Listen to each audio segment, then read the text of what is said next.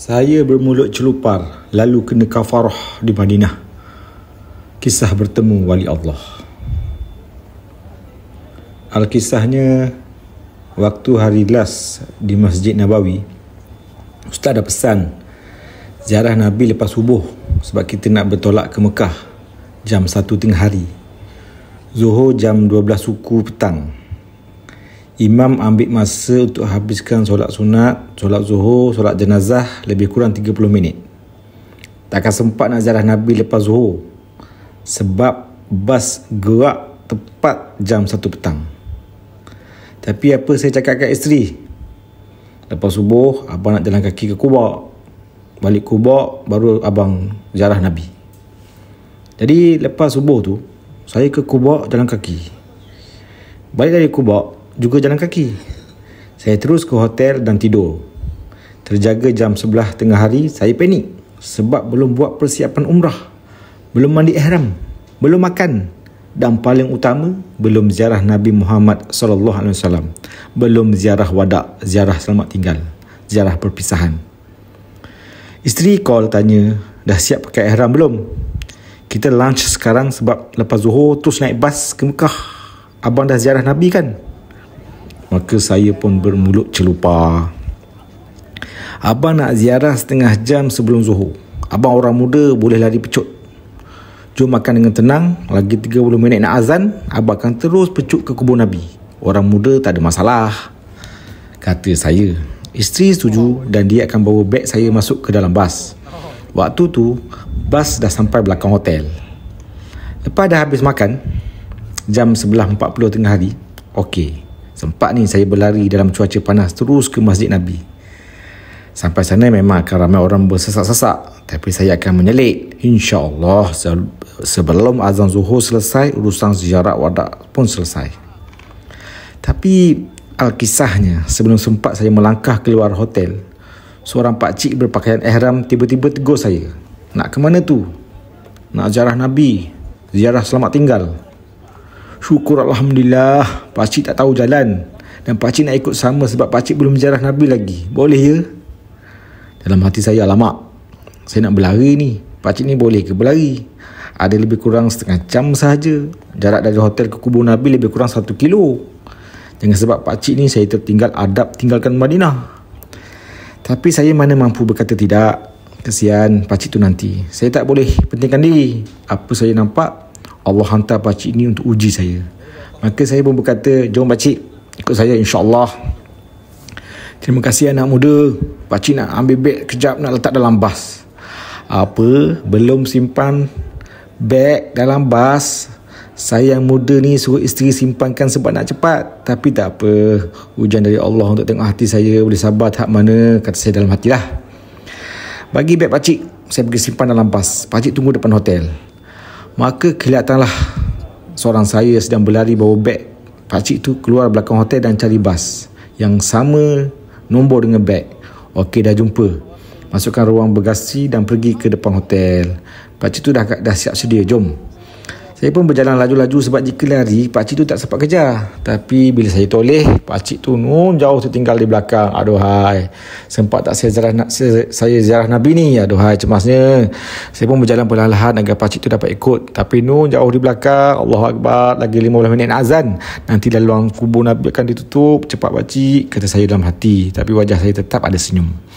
Saya pun pimpin tangan pakcik tu dan bawa ke halaman belakang masjid. Hotel kami dari arah belakang.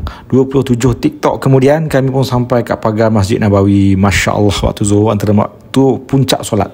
Perkarangan belakang masjid penuh dengan lautan manusia, baik lelaki maupun wanita dari seluruh dunia. Saya jika seorang diri boleh tempuh dengan menjelit kiri kanan tanpa susahkan sesiapa, InsyaAllah. Tapi dengan pakcik ni rasanya mustahil akan dapat menjelit lautan manusia.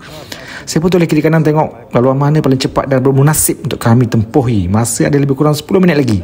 Saya kena buat pilihan tepat dan cepat. Namun sebagai orang muda, saya kena tanya pendapat orang tua. Jalan mana pakcik rasa selesa untuk tempuh? Selamat, pakcik tu cakap. Pakcik belum ada wuduk dan pakcik nak ke tandas sekejap. Allahu Akbar.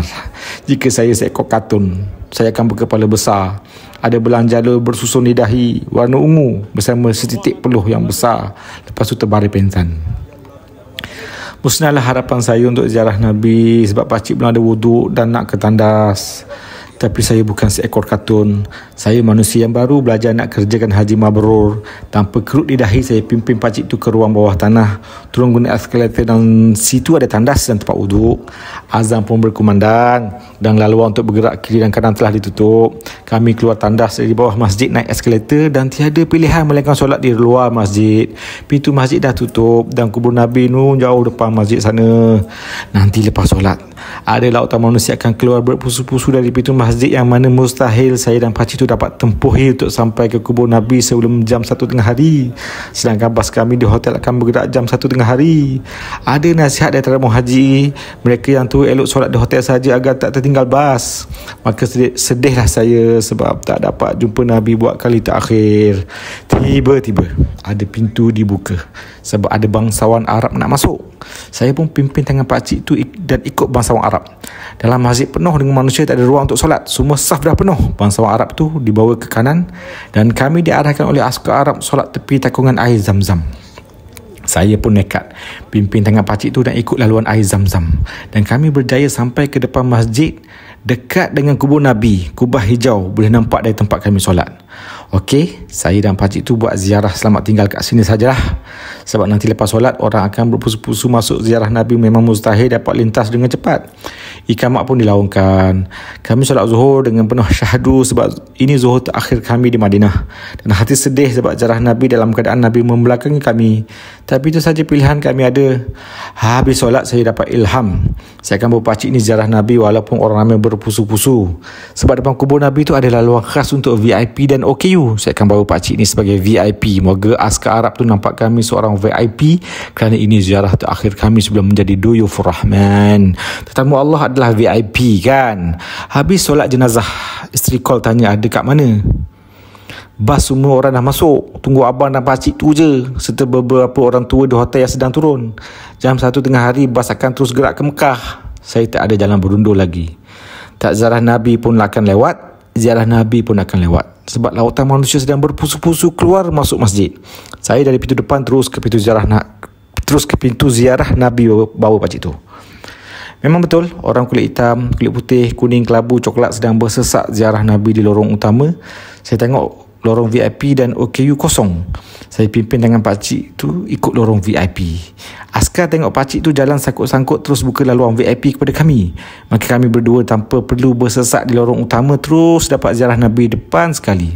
Siap boleh sentuh pagar kubur dan jenguk lubang emas pada dinding kubur dan nampak binaan keranda bercorak Al-Quran menutup jasad Nabi Muhammad SAW. Bercucuranlah air mata ini sebab terpaksa berpisah dengan jasad Nabi. Mungkin buat selamanya kerana saya banyak dosa.